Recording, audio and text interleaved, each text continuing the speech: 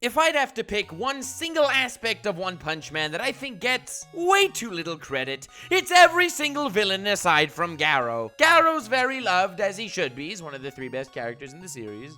But villains in general are not. When people think of anime villains, they're supposed to strike fear in the heart of man. They're supposed to have a dynamic philosophy to counter the protagonists. And, well, I can list you a whole kit and caboodle of things that people would say anime villains should be doing, where most of the greatest anime villains strike up emotions within the viewers, whether it's of fear, awe, or respect. But how could someone do that in One Punch Man? I mean, they all get one punched! Today, I wanted to make a video focusing mostly on Goketsu. And when I say focusing mostly on him, it means not talking about him all that much, because honestly, every villain's purpose intertwines with the greater narrative. So, here is the beauty of Goketsu.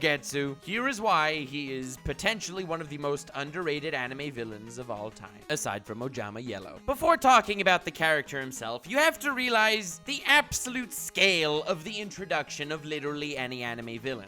I think Aizen as an anime villain would be dumbed down to the bare minimum without his completely overpowering introduction. Big fat plot twist, blew everyone's minds, no one saw it coming. Aizen became cemented as one of anime's greatest villains. Madara was hyped for eons before he showed up in Naruto, and he gets plenty of credit for being quite the badass villain as well. And this is despite the fact that both Aizen and Madara, who both still get plenty of praise and are pretty dope villains in their own right, get taken out in the most pitiful ways imaginable. The introduction to a villain is so damn good, in fact, that both Aizen and Madara are remembered as greats, despite their lack of extremely badass, extravagant exits of the stage. I mean, Black Zetsu didn't exactly become one of anime's all-time classic villains, did he? I mean, let's not kid ourselves, not every anime villain can be as well written and foreshadowed as the dentist in Finding Nemo, extracting the brilliant philosophy behind the terror of dentists. Gives me shudders just to think about. But as far as Goketsu, by his own right, he does not exactly pull his weight as one of the heavy hitter villains of anime. I mean, one punch, remember? But as far as his purpose in the narrative flow, as well as his impact to what the tournament arc was, are what truly made him great. And being that his greatness isn't purely linked to his personal feats, I personally believe that is why he is somewhat forgotten. Not as forgotten as the dentist from Finding Nemo, mind you, but analysis on the dentist coming another time. Those surgeons of darkness. Funny random point that has absolutely nothing to do with the video, but I need to get my wisdom teeth taken out, and I'm pushing that off. Just felt like saying that. Has nothing to do with any vendettas I have against any characters from any shows or anything. But the way the tournament arc in One Punch Man was set up made it both simultaneously the lamest and greatest tournament arc in anime. Yes, One Punch Man can actually do that. Tournaments in general are a difficulty for our, let's say, protagonist to overcome. He will overcome challenges coming left and right, but he will rise to the occasion. Now, One Punch Man doesn't exactly follow this formula. Saitama isn't the type of guy that needs to overcome physical challenges. In fact, most of his fights looked pretty similar. Saitama entered the tournament to, quote-unquote, learn more about martial arts, which was basically like saying, I'm kind of bored. This can potentially take my mind off absolute boredom and get me out of my apartment that's being overrun by heroes. So he kind of joined this tournament. Learning about martial arts was never his exact goal here, as much as it is what he's chosen to occupy his mind at any given moment. If you've seen any of my previous videos on One Punch Man, you understand how much I emphasize that this story is telling a very somber narrative in his regard. The guy is obviously struggling through depression, and while I think that is obvious to everyone, I think it is less obvious that every point in the story circles back to Saitama and his mental state in one way or another. The entire tournament arc was to Saitama a distraction from boredom, which is funny because metaphorically, it's a distraction for the viewers in regard to the massive all-out Monster Association war going on right outside. The way the story sets it up is where we are watching two things simultaneously. We're watching the tournament arc where our main character is putting his mental focus and is therefore the center point of the story. Yes, the trivial, useless tournament arc has more emphasis than the literal war going outside, where there are casualties left and right, where tons of characters are getting introduced, where actual important battles are taking place, where people are actually risking their lives. But due to our frame of reference, it takes the backseat to the absolutely trivial matters of this funny tournament arc. The dichotomy of these two scenes are at play simultaneously to mirror exactly how we look at things.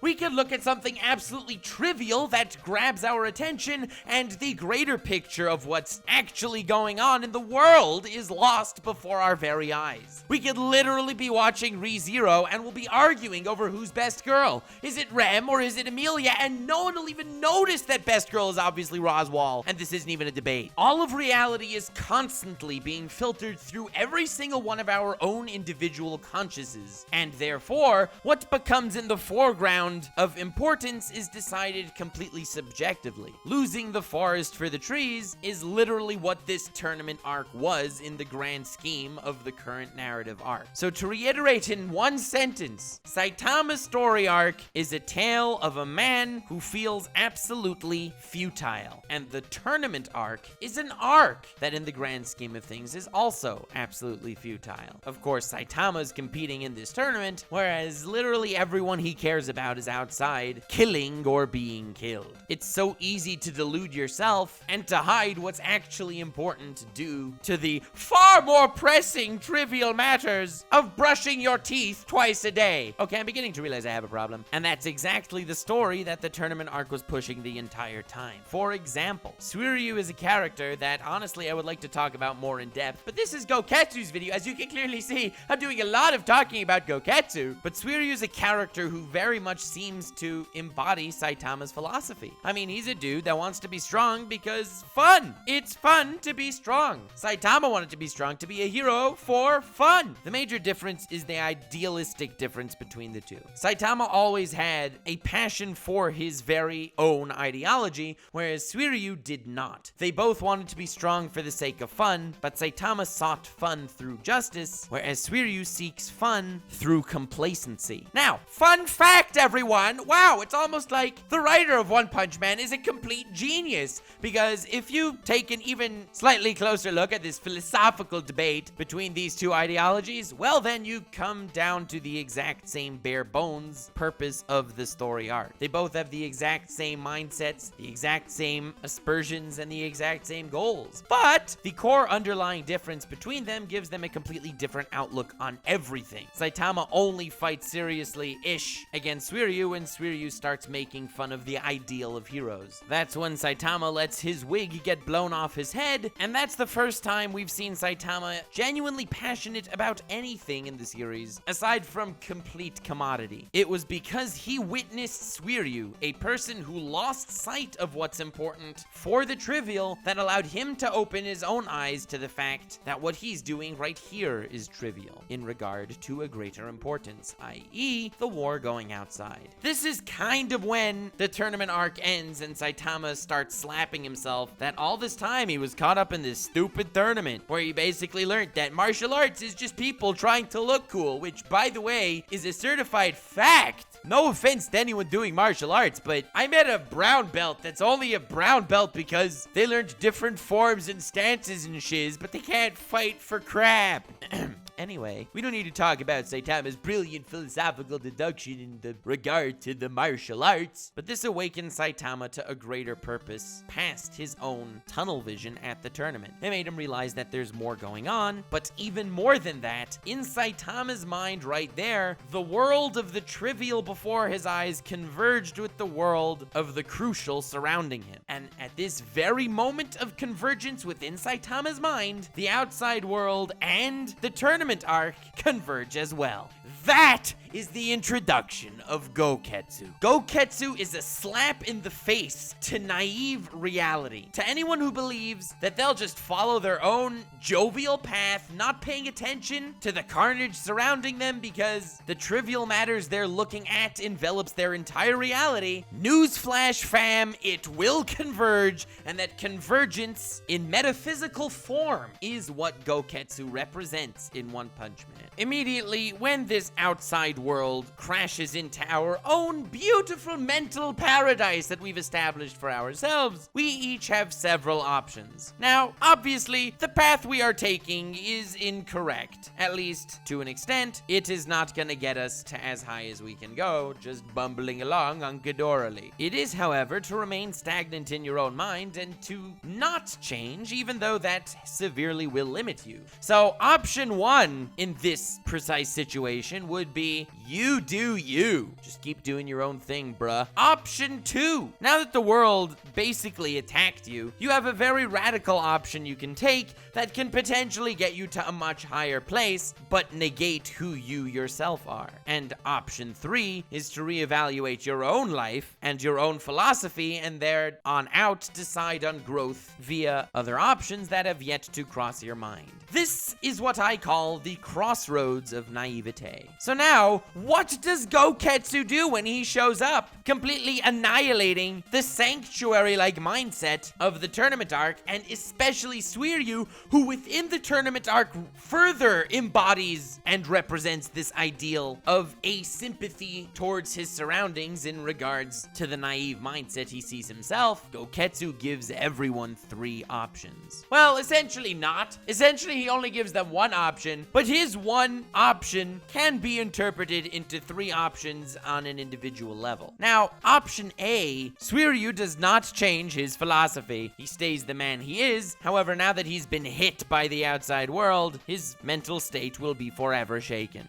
Option B, eat the monster cells. The radically different change in everything to overcompensate for weaknesses and, in essence, potentially destroy you. And option C. Option C is what Suiryu ends up choosing, becoming a complete character. The third option, where Suiryu says to Saitama to please become his master, he wants to grow. Goketsu, once again, stays true to his narrative purpose and literally becomes the embodiment of the Crossroads of Naivete as well. So, where Goketsu, being the convergence of the outside world, essentially being a reality check, starts beating the crap out of Suiryu, showing his power and how insurmountable of a force he is, on a character level, the temptation for Suiryu only grows. I mean, he was the first champion of the martial arts tournament. He was already crazy super strong, but then he ate a monster cell and got even stronger, and he isn't even the strongest. Suiryu's pride cannot allow him to handle a situation like this, and he therefore attacks him and gets utterly obliterated. What's worse, people like Bakuzan, who don't have a shred of pride, are more than eager to pick option 2 and grab the monster cell, and eventually lose themselves because of it. Suiryu stands up for what he believes in and uses every shred of dignity and idealism he has inside him to stand up against Goketsu, and once again, he becomes a different man because of it. But that doesn't make the fact that Goketsu's reality check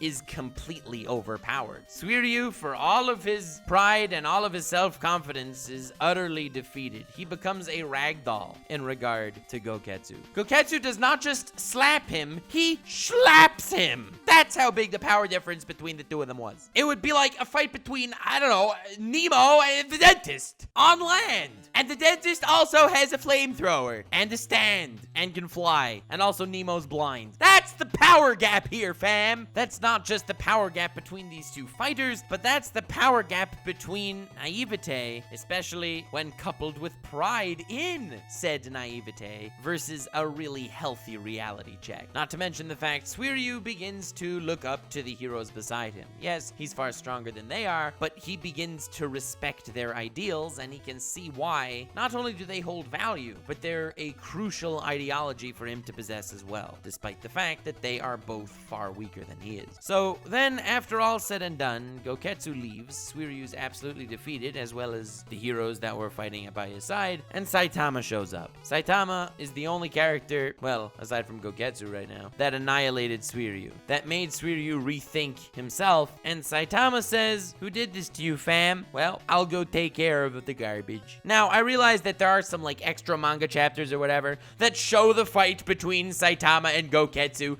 but if you want to get down to the nitty-gritty source material, Saitama leaves the stadium where Suiryu is calling out from behind him, "Charanko, I know you're strong, but that guy's a monster, he'll annihilate you." Then Saitama disappears from view from the stadium. You hear a clash from the outside where Suiryu is thinking to himself, "It started." The fighting stops and then Suiryu's like, "It's over." And then a moment later, Goketsu's giant head gets lobbed in over the walls and splats right in front of Suiryu's face, with Saitama to quickly follow. Saitama defeated Goketsu, this completely overpowered, brilliantly drawn, well-characterized, seemingly main boss potential villain off screen. Obviously, Suiryu is very impressed, and that's very much of an understatement. He's actually busy wetting himself, so he cannot speak. And then he says, "Please make me your disciple." And then Saitama smiles at him and says, "Ha, no." Like an absolute mad lad. But this shows that Suiryu's ideology has fully changed. Suiryu has become a new character. I look forward to see if maybe he shows up eventually later. Not the point. His character arc is over right now. Saitama beating Goketsu off screen is also absolutely amazing, and I know this kind of sounds like one of those Nux memes. You know, Saitama defeats villain off screen. Literally nobody. Nux Taku. Well, clearly you don't understand the brilliant philosophy between Saitama fighting Goketsu off screen. And that is completely correct. As I've mentioned, every arc is set to follow Saitama's psyche. So, with the current tournament arc taking place, obviously, it's a microcosm for what's going on outside of the arc story itself, but going throughout everything in the series. Everything ties together so nicely, it's crazy. And everyone will still say, One Punch Man's not so good. Shut up! The arc is showing you how you lose the forest for the trees. Your focus is on the tournament, not on the real important stuff going on outside. Saitama gets his wake-up call when Suiryu insults the ideal of heroes, and he realizes to himself, "What the hell am I doing here?" So for Saitama, that was the convergence between his naivete and the reality check.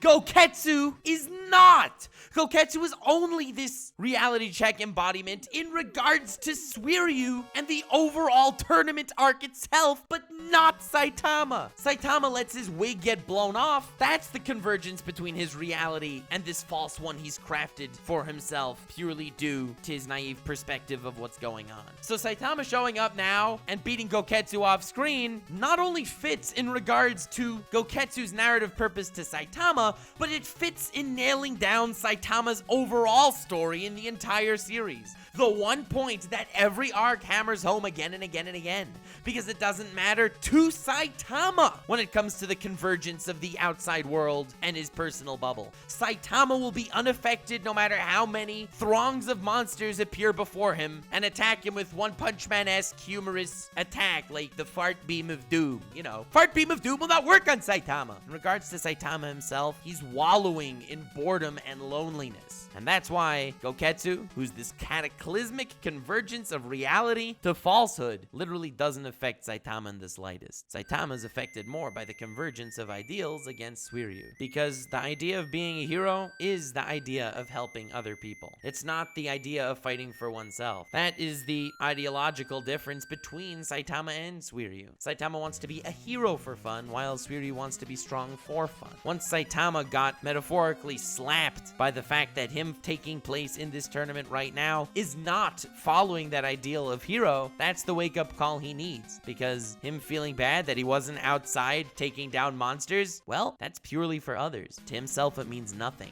To himself, the grand convergence of the cataclysmic Goketsu means nothing.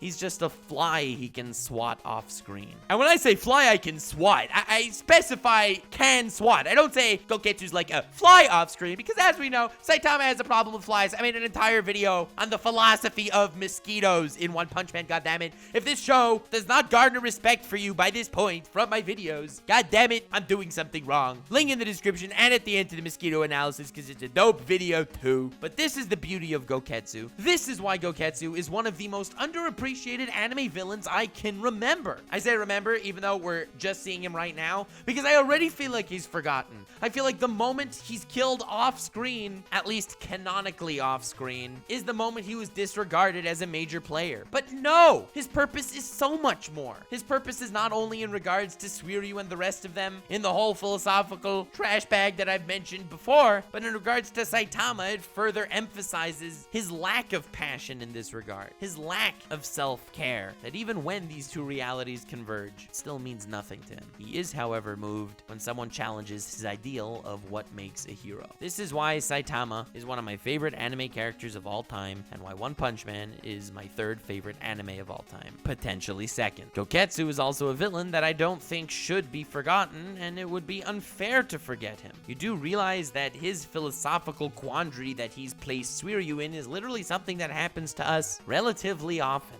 Maybe on a smaller scale than a massive dude with 4 eyeballs coming to mess up your day, but on a smaller level, this happens all the time. We all have pride, and we are all naive at least to an extent. There will always be a reality check to give you a wake-up slap as to what's really going on, and that's when you have 3 options. Give up, begin to hate, or evolve. Very often when philosophical questions are posed in anime, or when there are different philosophical ideas showing up throughout different characters and being represented in different ways, there is an overlap. There's a lot of overlap. You know, power of friendship transcends luck, and Yugi Kid draw Exodia now because he set the deck. I mean, his friends love him. But this is something I don't think I've ever seen anime tackle, and One Punch Man is full of these philosophical nuggets. Subscribe if you like One Punch Man. Leave a like if you enjoyed this video, and let me know in the comments what you thought of my overall take on Goketsu as well as the tournament art. Link in the description to my Twitter. Feel free to follow me there, as well as a link to my Patreon. All patrons really freaking help the channel, and these videos, believe it or not, take a lot of thought, a lot of scripting, and a lot of time to make, so it's really appreciated. I started this thing that I wouldn't list off Patreon names if it's a video that's longer than 20 minutes, because I feel like that's just not fair to you guys, but I truly do thank you all from the bottom of my heart. Have yourselves the most wonderful evening. Remember to make the right decisions, but even more importantly, the greatest decision of all, to stay weird, fam.